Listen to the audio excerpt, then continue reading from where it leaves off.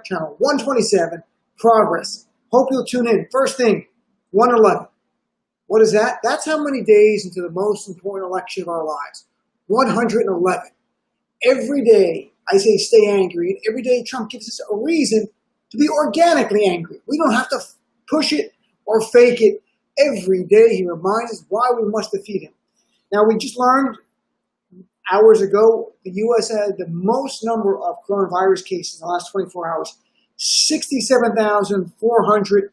We had nearly 1,000 deaths yesterday. To give you some perspective, it was just a few months ago, we had about 20,000 cases a day, in fact, below 20,000. This is exploding at over 60,000. And Dr. Fauci warned a few weeks ago we could soon hit 100,000 a case a day. At the time, we were only at 40,000, so we're on the way up. So what does the Trump administration do? They smear the good Dr. Fauci. It really makes no sense. Dr. Fauci is very, very popular in polls. Even a majority of Republicans in a Fox News poll from just a few weeks ago support Dr. Fauci. So this is a sense by Donald Trump that things are just spinning out of control. And he doesn't know what to do next. And when you can find out the governor of Oklahoma, a Republican, the first governor in America to test positive. Reminder, June 20th, Trump had his rally in Tulsa, Oklahoma, where the governor was pictured without a mask at the event. That's what you get, unfortunately. It's sad. You can't, this virus doesn't care about your politics. It doesn't care if you're on the left, the right, in the middle, apathetic. You don't care. If you don't do the right thing, you might get sick. And complications are horrific of this. So what is Trump doing? He can't win on crisis management. New polls are out today. Not everything is a poll, but it gives you a sense of where we're heading. Joe Biden is leading on average by about 9 points, which is really good this part of the election. Could shift. Don't take anything for granted. We have to work extra hard to win this election, harder than we ever did. But here is Donald Trump understanding he cannot win on crisis management. He lost on that. Nor can he win on the economy. The economy right now, the highest unemployment since the Great Recession, 15% unemployment for Black and Hispanic community. They'll get marginally better, but with the new closings, they're not going to get much better. So Trump knows that. So what is he doing? He's pivoting back as much as possible, so more today, to white supremacy. That's who Trump is, but he's pivoting back on purpose. And what's interesting is Donald Trump is really following Richard Nixon's 1968 campaign strategy of things like law and order, silent majority, get the looters out of here. But the problem is America has changed from 68. I don't mean in terms of philosophy. I mean literally in terms of demographics. The strategy of Richard Nixon in 1968 is not going to deliver a victory to Donald Trump in 2020. He doesn't know that yet. That's why yesterday Donald Trump was asked by a CBS reporter about George Floyd's death and asked, why is it that Black Americans are still being shot by police officers? What was Donald Trump's response? He goes, what a terrible question. So are white people. He goes, white people are being shot, more white people. Well, obviously the reporter is trying to get to the fact of systemic racism. In America, study after study shows it, if you're Black, 2.5 to 3 times more likely you'll be killed by the police. That's the fact. Yes, more white people overall, because there's about 4 times more white people in this country than Black people. But when you look at it proportionally, it's horribly disproportionate.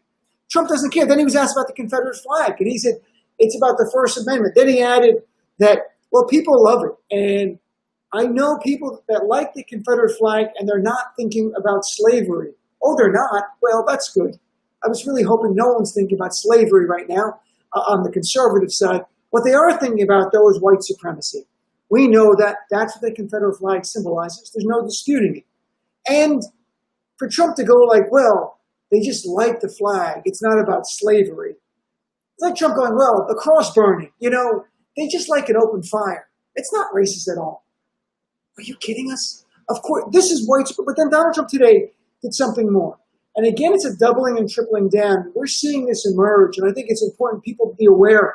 Not that you didn't know Trump was a white supremacist. We knew it. There's a reason why David Duke, during the 2016 campaign, literally said, it is treason to your heritage if you don't vote for Donald Trump.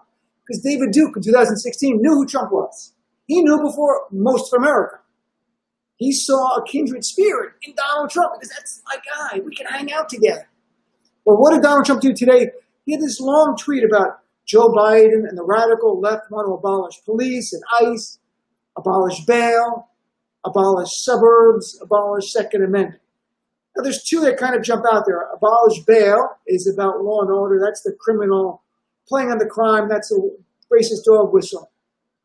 The new one is abolish suburbs. Now, first of all, I'm part of the radical left, and I didn't know we voted to abolish suburbs. Didn't get the memo. I guess I'm off the email chain. In any event, what does abolish suburbs really mean? This is the reality. It's more white supremacy. What he's referring to is Joe Biden's support for a federal rule that was meant to desegregate the suburbs, at least to encourage desegregation. It's not mandating it. You can't take private property and make people live next to each other if they don't want to. You can sue them if they discriminate in the Fair Housing Act, of course, but it's not like forced integration in the communities. It's about doing something actually that was part of the Fair Housing Act of 1968 that's been around for decades and not implemented the way it should have been, which was to encourage robustly an end to de facto segregation as opposed to segregation by law. Well, Donald Trump on July 2nd, out of the blue, repealed that federal rule that promotes fair housing and sets desegregation as a national priority. The media said out of the blue. That's actually I read it from Bloomberg. It's not out of the blue. This is Donald Trump's white supremacist strategy, folks. So now we're seeing the new thing, the suburbs. He's losing horribly suburban white women. He's trying to reach out to them based on the fact that Joe Biden, if he wins, is going to force a brown or black person to live next to you. That's literally what this is. That's how ugly this is. Here's the thing. In 1968, this would have worked because it did work with Richard Nixon, who won in 1968, got reelected in 72, even bigger margins. What do I mean? Richard Nixon ran on law and order. Richard Nixon ran on the silent majority. By the way, law and order is a racist dog whistle because what it conjures up is the idea that Nixon, in that case, will keep white America safe from criminals. And criminals conjures up people of color, especially black people at the time. There were riots going on around our country in various cities. Trump doing the same exact thing. And my point over and over is Trump is not an aberration. He's a manifestation of what the GOP's been doing for years. Yes, he's a little bit more in your face. He's a little bit more blunt about it. This is not different. What's different, and Trump doesn't get, is America has changed. And I'm not trying to make you feel good if you're a progressive going, wow, we're so much better as a people. I don't know if we're better as a people.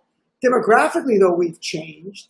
And people of color are not going to put up with the bullshit of this kind of racist dog whistle garbage that's going on.